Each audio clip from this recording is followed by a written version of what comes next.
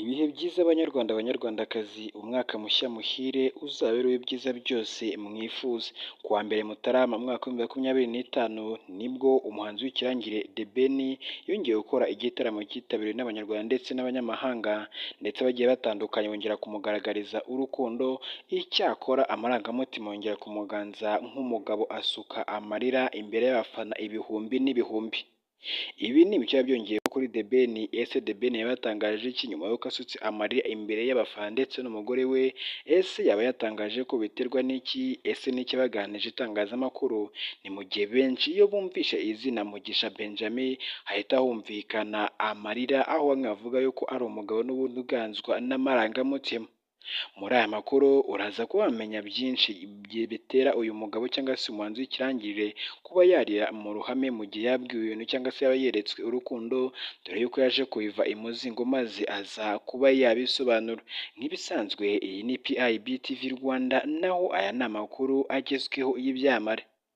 Umwe mu bahanzi ukunzwe cyane na benshi mu Rwanda, Mugisha Benjamin wamenyekanye nka The Ben, yahishuye igihora kimutera kuririra imbere y'abafana, cyane cyane iyo bamaze konti cyangwa se iyo rimwe na rimwe abantu bamugaragarije urukundo, ndetse ngibi bikaba byarabaye nk'aho ari ikintu kimuranga nk'irangamuntu yanditswe cyangwa se iri mu gatuza ke. Bimaze kumenyerwa ko iyo havuzwe The Ben abantu benshi bumva umuhanzi uganzwe n'amarangamutima, akenshi bamwe bakayafata nk'ubugwari kandi we si uko abibona. Uyu muhanzi avuga ko abitewe n'uko atajya amenyera urukundo abafana bamugaragariza, ariko ko ibyo bihora bimutera kuganzwa n'amarangamutima. Mu magambo akagize ati ntabwo bijya binyorohera kumenyera ubuntu bw'Imana, ndetse umuntu wese ungaragariza urukundo iyo ngeze imbere n'ubundi nisanga naganjwe n'amarangamutima, cyane iyo bigeze ku bafana amarangamutima yanjye aba menshi maze nkisanga nasutse amarira. Ibyo kuganzwa n'amarangamutima byongeye kuba kuri uyu muhanzi ku mugoroba wo wa kabiri Mutarama umwaka w'2024 mu gitaramo cya The New Year Groove, ubwo yifatanyaga n'abafana ndetse yongera no kwamurikira alubumu ye ya gatatu. Ikiniga cyongeye gufata uyu mugabo, uyu muhanzi w'ikirangirire, maze asuka amarira bagiye batandukanye bongera gutangara, abandi bavuga yuko n'ubundi izi ashobora kuba ari katasi. Ikiniga kikaba cyamufatiye kuri stage ubwo abafana bamugaragarizaga urukundo, atangiye kuririmba indirimbo yatangiranye umuziki agasanga bazibuka kumurusha, ndetse bakajya banamwibutsa aho atazibuka neza. The Ben yanaririmbye kandi indirimbo zirimo Roho, Habibi ndetse na Ko Nahindutse, ashingiye ku nkuru mpamo y'umukobwa wamukunze ariko The Ben akaza kumwirengagiza ntiyamukunda, n'izindi nkuru zigiye zitandukanye. Ubwo igitaramo cyari kirimbanyije, The Ben yaririmbye indirimbo zigiye zitandukanye zirimo Wigenda, ndetse ayisoza yongera gusuka amarira avuga ko yaganjwe n'amarangamutima nubwo yari amaze igihe kirekire yarabyirinze. Mu magambo akaba yagize ati ubwo yaganiraga n'itangazamakuru ni narabyirinze, ariko byongeye kumbaho. Iyo urebye aho navukiye ndetse nkareba n'aho ngeze ubu ngubu, ni ibintu nshima rwose, ni ibintu byiza cyane.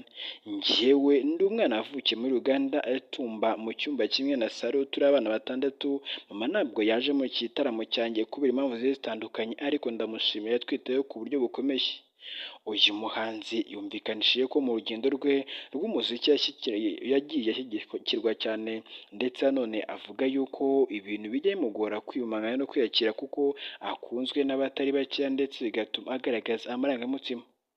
Mu magambo akaba yagize ati muradufata rwose mukatugira abantu abo tutatekerezaga, ndetse ndizera ko umwaka wa 2025 uzaba mwiza cyane kurusha iyindi.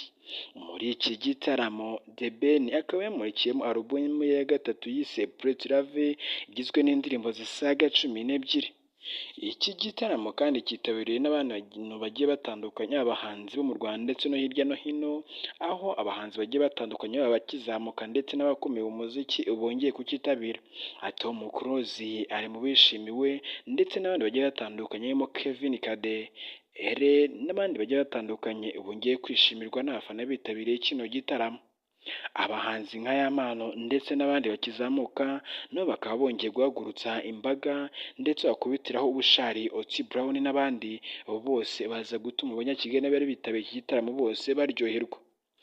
The Ben ikimutera ibi ni uburyo ngo yaturutse kure kuri ubu ngubu ngo akaba ageze kure heza ibintu atari yarigeze arota. Ngayo nguko iby'amarira ya The Ben umuhanzi w'ikirangirire, igitaramo cyitabiriwe n'abantu b'ingeri zose baba abayobozi, abakomeye ndetse n'abo benshi batatekerezaga, dore ko iki gitaramo cyitabiriwe na Minisitiri w'Ububanyi n'Amahanga Olivier Nduhungirehe, wanongeye gushimira abitabiriye kino gitaramo ndetse igitaramo cyitabiriwe n'umukire Gaël ari kumwe na Bruce Melody uwo batajyaga bacana uwaka, gusa ngaba bose bongeye kwiyunga. Iyi ni PIB TV Rwanda, niba ugeze hano bwa mbere banditse ijambo subscribe cyangwa se abonwa kandi ubundi